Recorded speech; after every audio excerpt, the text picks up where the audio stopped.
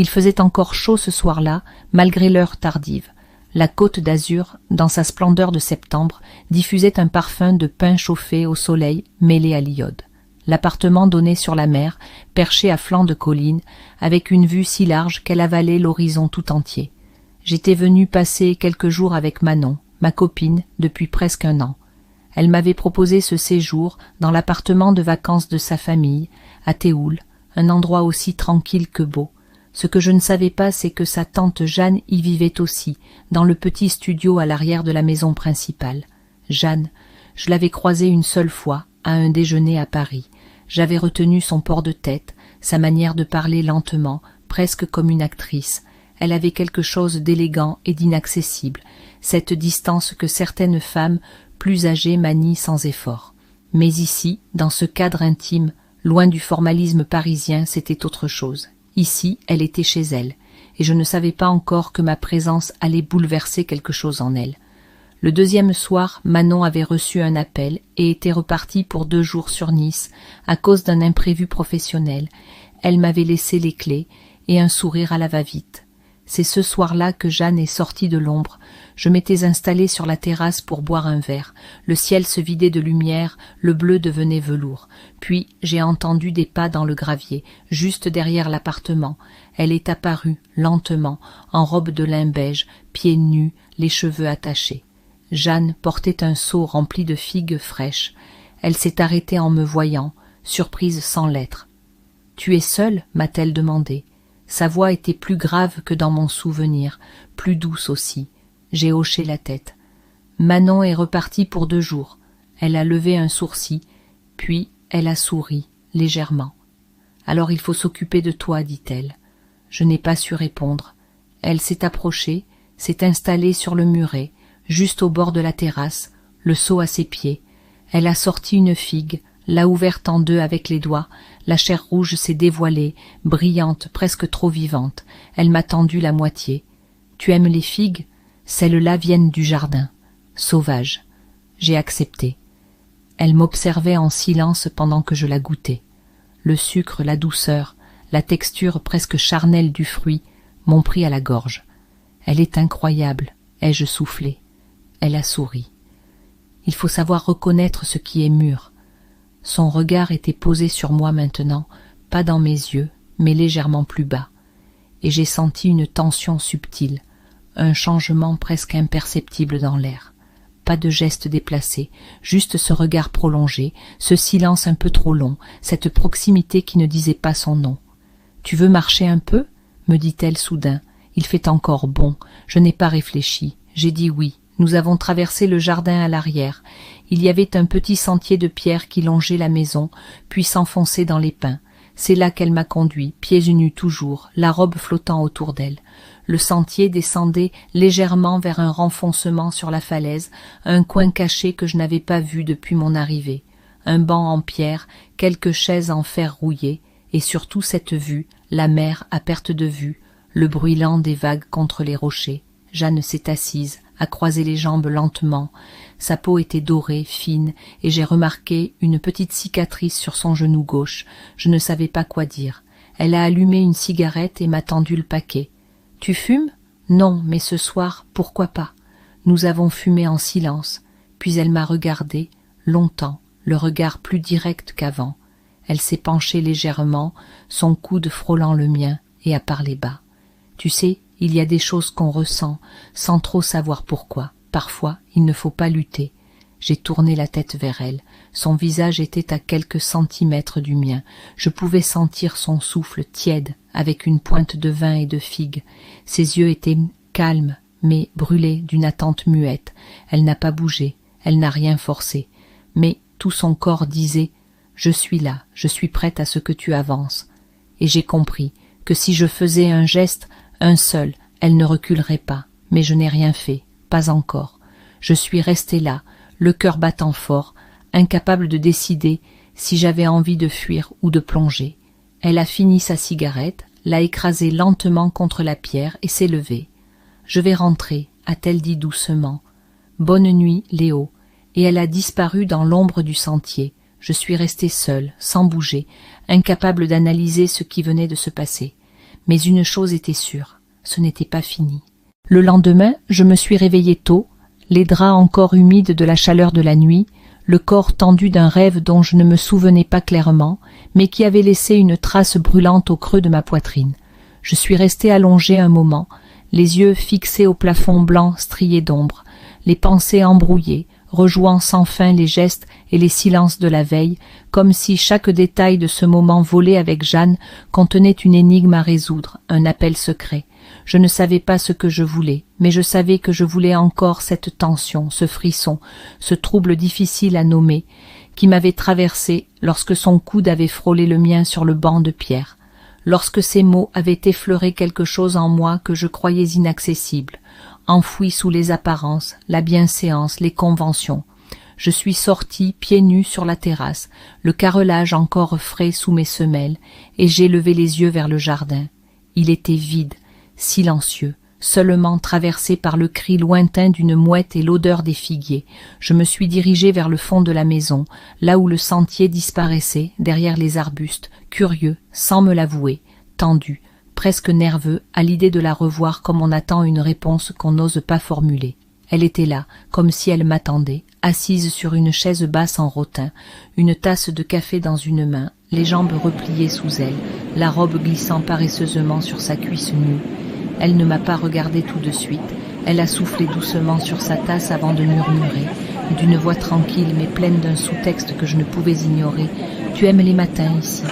Je me suis approchée, lentement, et j'ai hoché la tête, incapable de cacher le sourire naissant qui s'étirait malgré moi. Elle m'a tendu une autre tasse, déjà prête, comme si elle savait que je viendrais, et j'ai senti la chaleur du porcelaine me traverser les doigts, la vapeur s'élever entre nous, comme une invitation à la lenteur, à la présence. Nous avons bu en silence, côte à côte, nos jambes presque jointes, nos corps vibrant d'un accord muet que personne d'autre que nous ne semblait comprendre, et je pouvais sentir chaque infime mouvement de sa jambe contre la mienne, la tension légère de sa cuisse, le rythme calme de sa respiration.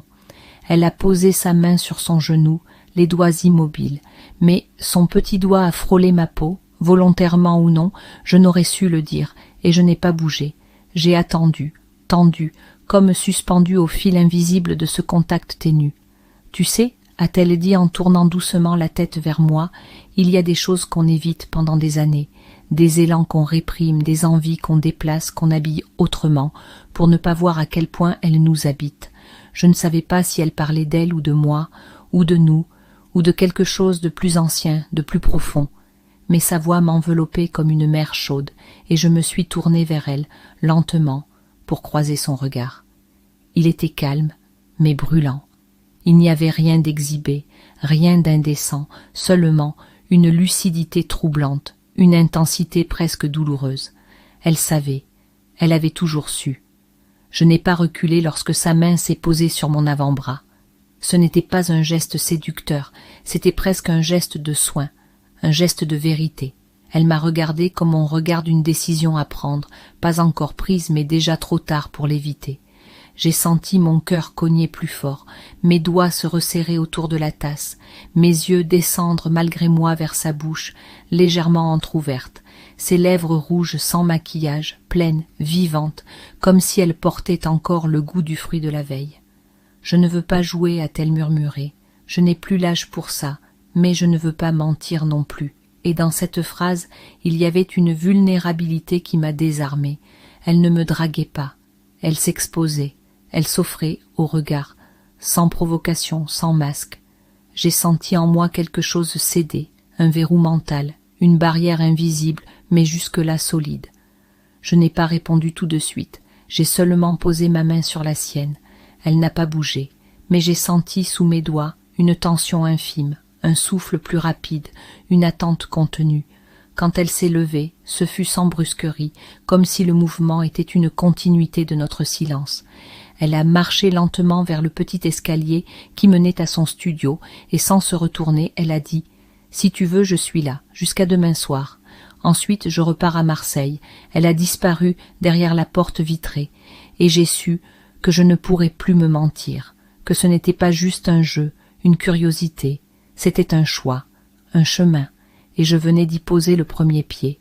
L'après-midi s'est écoulé lentement, comme retenu dans une sorte de suspens émotionnel, où chaque geste que je faisais semblait peser plus lourd, prendre plus de place, comme si l'espace autour de moi réagissait à la tension qui me traversait de part en part. J'essayais de me distraire. Une promenade jusqu'au marché du village, un détour par la plage en contrebas, même une tentative de lecture sur la terrasse, mais rien n'y faisait.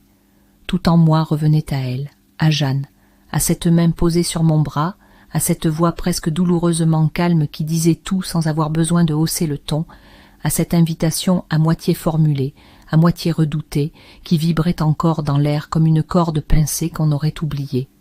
Chaque pas que je faisais, chaque pensée que je poursuivais, semblait me ramener inlassablement vers la petite porte vitrée du studio à l'arrière, celle qui avait disparu derrière elle quelques heures plus tôt. Vers 17 heures, l'air s'est épaissi. Le soleil avait tourné, projetant des ombres obliques sur les tuiles rouges et les murs chauds de la maison, et j'ai senti la mer changer de ton, comme si le rivage, lui aussi, attendait que quelque chose se produise. Je me suis levée, incapable de rester en place une minute de plus. J'ai traversé le jardin avec cette hésitation étrange, entre l'urgence et le doute, entre le désir de l'approcher et la peur confuse de ce que cela provoquerait. Et lorsque j'ai contourné les buissons pour m'approcher du studio, j'ai vu la porte entr'ouverte, et Jeanne debout, accoudée à l'embrasure, les cheveux détachés cette fois, la robe fluide retombant sur ses hanches avec une nonchalance étudiée, ou peut-être totalement naturelle, je n'en savais rien, mais tout en elle semblait dire qu'elle savait que je viendrais. Elle m'a vu, mais n'a pas souri, elle m'a seulement regardé. Son regard n'avait rien d'agressif, ni même d'invite explicite, c'était plus subtil que ça, plus profond. Il disait « Je suis là, je n'ai pas bougé, je te regarde décidé ». Je me suis avancée, lentement, sans un mot, et lorsque j'ai été assez près, elle a tourné les talons sans m'adresser un mot, entrant dans le studio, laissant la porte ouverte derrière elle. J'ai franchi le seuil. L'intérieur était baigné d'une lumière chaude, tamisée par les volets à demi fermés. Une fine odeur d'huiles essentielles flottait dans l'air, lavande ou néroli, je n'aurais su dire, mais cela m'a enveloppée immédiatement, comme une atmosphère préparée exprès pour me faire baisser la garde. Elle se tenait près du petit évier, dos à moi, et elle parlait, doucement, sans se retourner. J'ai toujours aimé cet endroit, plus que tout autre. C'est ici que je me retrouve quand j'ai besoin de silence, de vraie solitude. Mais aujourd'hui, ce n'est pas de solitude que j'ai envie. Elle s'est retournée alors, lentement, et ses yeux se sont posés sur les miens avec une intensité nue, sans mise en scène. Elle s'est approchée de moi avec une lenteur presque rituelle, comme si chaque pas comptait, chaque centimètre avalé entre nous avait une signification. Lorsqu'elle est arrivée face à moi, elle s'est arrêtée, tout près, tellement près que je pouvais sentir la chaleur de son corps monter jusqu'à ma poitrine, son souffle léger caressant ma clavicule. Elle a levé une main, sans la presser, sans la poser, et l'a laissée suspendue quelques instants devant mon torse, comme si elle me demandait une dernière fois la permission d'aller plus loin. Je n'ai pas bougé, je n'ai pas reculé, j'ai fermé les yeux, et sa main s'est posée sur moi. Ce geste simple, léger, presque anodin en apparence, a déclenché quelque chose de profond, une vague lente et brûlante qui m'a traversée de part en part. Elle a effleuré ma chemise, a glissé ses doigts le long du tissu jusqu'à mon flanc, et son autre main est venue chercher la mienne, l'a attrapée fermement. Elle ne tremblait pas, elle savait ce qu'elle faisait. Moi, j'étais emportée, j'ai ouvert les yeux. Son regard était posé sur mes lèvres, puis est remonté vers mes yeux. Il y avait une douceur presque douloureuse dans ce regard, un mélange d'assurance et de peur, d'envie retenue et de lucidité. « On ne pourra pas revenir en arrière après ça », murmura-t-elle, et j'ai répondu sans réfléchir, sans même penser aux mots. « Je sais ». Elle s'est rapprochée d'un pas encore, et sa joue a frôlé la mienne. Sa bouche n'était qu'à quelques millimètres. Je pouvais sentir la chaleur de ses lèvres sans qu'elles ne touchent encore les miennes. Et c'était cette attente, cette proximité, ce presque qui me faisait perdre pied plus que tout. Quand enfin elle m'a embrassé, ce fut lent, profond, pas un baiser volé, mais un baiser pris, donné, assumé, un baiser qui ne demandait pas pardon. Ma main a glissé dans sa nuque, j'ai senti la douceur de ses cheveux, la tension de ses épaules, sa poitrine contre moi, et mes lèvres ont répondu à l'appel des siennes, avec une faim que je ne pensais pas porter. Nous avons reculé lentement vers le canapé sans jamais nous détacher, nos mains s'explorant avec une lenteur fiévreuse, nos souffles se mêlant dans un rythme de plus en plus désordonné, comme si le temps avait décidé de se tordre, de nous laisser dans cette bulle où plus rien d'autre n'existait que ce contact, ce murmure de peau contre peau, cette évidence soudaine. Lorsqu'elle s'est assise, elle m'a tiré doucement à elle, et je l'ai suivie, comme poussée par une force plus grande que moi, par une évidence ancienne, comme si ce moment était écrit quelque part depuis toujours. Elle a posé ses mains sur mes joues, m'a regardé longuement, puis a prononcé quelque chose que je n'ai pas compris tout de suite, quelque chose comme une prière ou un aveu. Je pensais que j'étais à l'abri de ça, de ce genre d'émotion.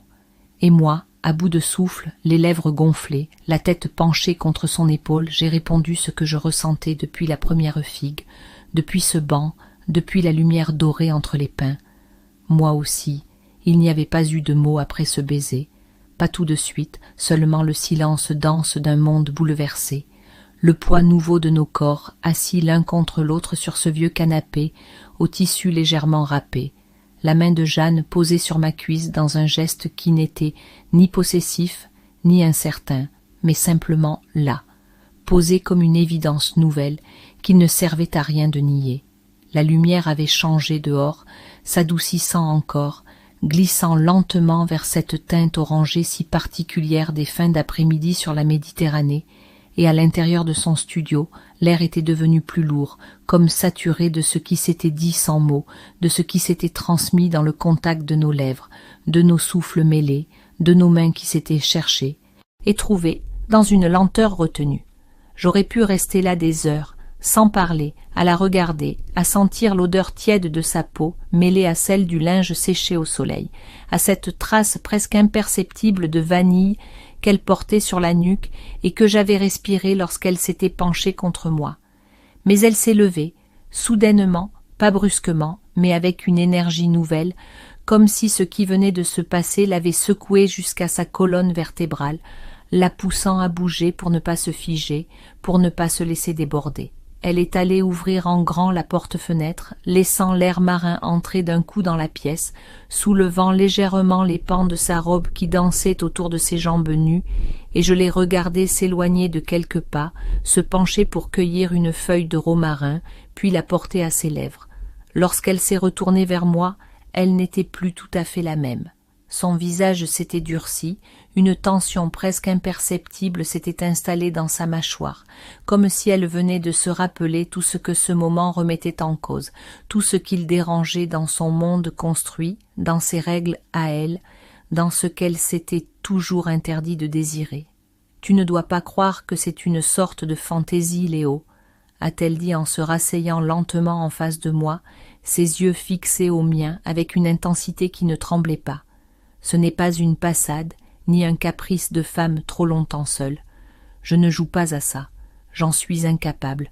Je ne savais pas quoi répondre, alors je me suis contentée d'acquiescer, lentement, profondément, en laissant mes yeux plonger dans les siens pour lui faire comprendre que je ne fuyais pas, que je n'étais pas là par accident, que je ressentais moi aussi quelque chose de trop vaste pour qu'on puisse le balayer comme un écart.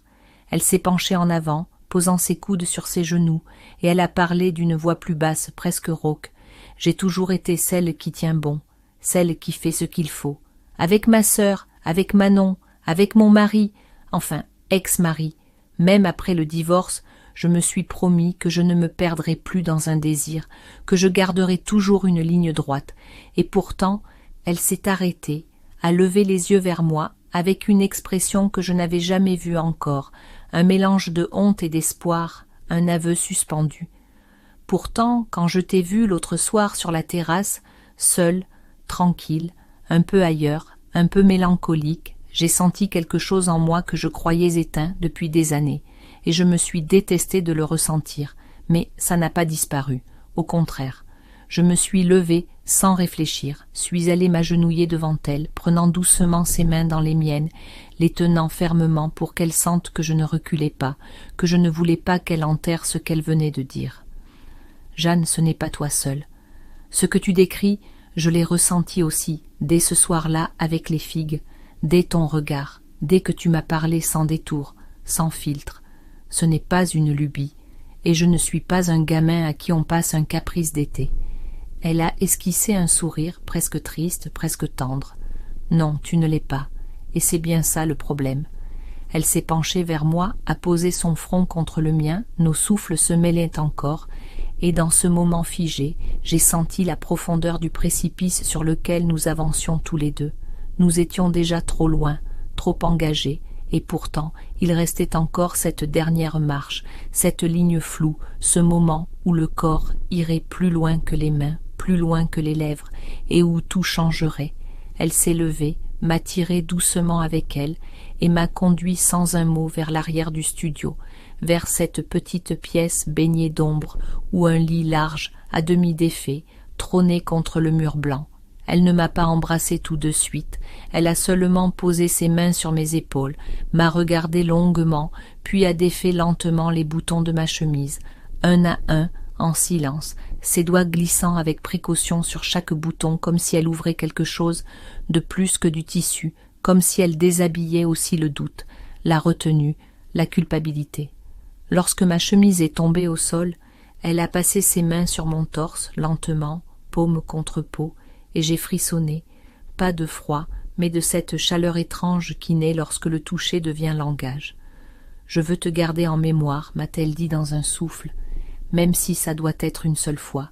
Et ce « si » était un mensonge, car nous savions tous les deux qu'il n'y aurait pas de retour, que rien ne pourrait redevenir simple, léger, innocent. Elle a posé ses lèvres sur mon épaule, dans un baiser lent, presque chaste, puis un autre sur mon cou, plus appuyé, et enfin sur ma bouche, et cette fois ce fut différent. Ce n'était plus la même douceur prudente, c'était un feu lent, une certitude. Nous avons reculé vers le lit, nos corps collés, nos mains caressant, mémorisant, s'appropriant l'un l'autre dans une danse silencieuse. Elle a murmuré mon prénom dans le creux de mon oreille, et sa voix vibrait comme une promesse lourde, une décision que rien ni personne ne pourrait effacer. Nous avons glissé sur les draps blancs, la lumière filtrant encore à travers les persiennes, dessinant sur nos peaux des zébrures de clarté et d'ombre, et tout dans ce moment était tendu, vibrant, suspendu entre le réel et l'indicible. Je ne savais plus qui j'étais exactement, je ne savais plus où j'allais, mais je savais que j'étais là, entièrement, que chaque geste, chaque frisson, chaque respiration, partagée avec elle, me redessinait de l'intérieur. Lorsque nous sommes restés allongés, après côte à côte, nos doigts mêlés, les corps nus mais couverts de silence, je me suis tourné vers elle, et je n'ai pas eu besoin de parler. Elle a posé sa main sur ma joue, l'a gardée là, et a dit doucement, comme une prière ou un regret déjà connu, « Demain, il faudra faire semblant, mais ce soir, je n'ai rien regretté, et moi non plus, rien. » Le lendemain s'est levé comme une parenthèse qu'on voudrait éternelle, avec cette lumière douce qui inonde les chambres du sud au petit matin, cette clarté qui ne brûle pas encore, qui enveloppe plutôt, comme si elle cherchait à protéger ce qui s'est dit dans l'obscurité. Jeanne dormait encore à côté de moi, sa respiration calme, régulière, presque imperceptible, et je suis resté un long moment à l'observer, à graver chaque détail dans ma mémoire, la ligne de sa mâchoire dans la pénombre, les plis légers autour de ses yeux, le léger tremblement de ses lèvres quand elle expirait. Il y avait dans cette immobilité quelque chose de vertigineux, quelque chose qui disait clairement que ce que nous avions vécu n'était pas un accident, mais un basculement. Nous avions franchi une frontière invisible, et même le silence en portait la trace. Lorsque ses paupières ont fini par battre lentement et qu'elle a ouvert les yeux, il n'y eut pas de panique, pas de sursaut, seulement un regard long, posé comme une confirmation muette de ce que nous avions décidé, accepté la veille. Elle a posé sa main sur mon torse, a fermé les yeux à nouveau, et pendant de longues minutes aucun mot n'a été nécessaire. Il n'y avait plus d'inconnu, seulement ce que nous avions choisi ensemble. Mais cette paix était fragile. Elle ne pouvait pas durer. Plus tard dans la matinée, Manon a appelé. Elle rentrait dans l'après-midi, plus tôt que prévu. Jeanne n'a rien dit tout de suite. Elle a simplement posé le téléphone sur la table, puis m'a regardé avec une expression que je ne pouvais pas déchiffrer entièrement. Il y avait de la tendresse, bien sûr, mais aussi une distance nouvelle, un recul instinctif, comme si elle sentait déjà qu'il fallait refermer la porte entre nous. J'ai tenté de la rattraper du regard, mais elle s'est levée, a remis de l'ordre dans les coussins, a lissé le drap du bout des doigts. On ne pourra pas faire semblant longtemps, a-t-elle soufflé, presque pour elle-même. Je me suis levée à mon tour, j'ai voulu dire quelque chose, lui dire que je ne regrettais rien, que ce qu'on avait vécu ne pouvait pas être effacé aussi facilement, mais elle m'a arrêtée d'un geste doux, ses doigts effleurant mes lèvres. Ne dis rien maintenant, pas encore, ce n'est pas le moment. Le reste de la journée s'est déroulé dans une tension palpable. Nous avons chacun regagné nos espaces respectifs, comme deux étrangers qui partageraient un secret trop lourd pour être portés à la lumière du jour. J'ai rangé la chambre, j'ai refermé ma valise à moitié, sans vraiment savoir pourquoi. Le studio de Jeanne était resté silencieux. À aucun moment je ne l'ai revu jusqu'à ce que le soir tombe. Manon est revenue vers 18h, joyeuse, bavarde, sans soupçon. Elle s'est jetée dans mes bras, m'a embrassée avec cette spontanéité que je connaissais bien, sans remarquer la crispation discrète dans mes épaules. Nous avons partagé un dîner tous les trois sur la terrasse, les verres de rosé tintant contre les assiettes, les voix tentant de remplir un vide que personne ne nommait. Jeanne jouait son rôle à la perfection, la tante bienveillante, un peu distante comme toujours, mais présente, souriante. Pourtant, ses yeux cherchaient les miens par instants, furtivement, et dans ces éclairs brefs, je lisais tout ce que nous ne pouvions plus dire.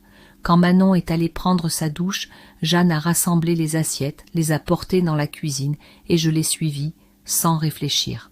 Le bruit de l'eau dans la salle de bain couvrait nos pas. Elle s'est retournée au moment où je posais la main sur le plan de travail, et pendant une seconde nous nous sommes regardés sans défense. Tout ce qui avait été contenu pendant le dîner a ressurgi en un éclair. « Tu sais que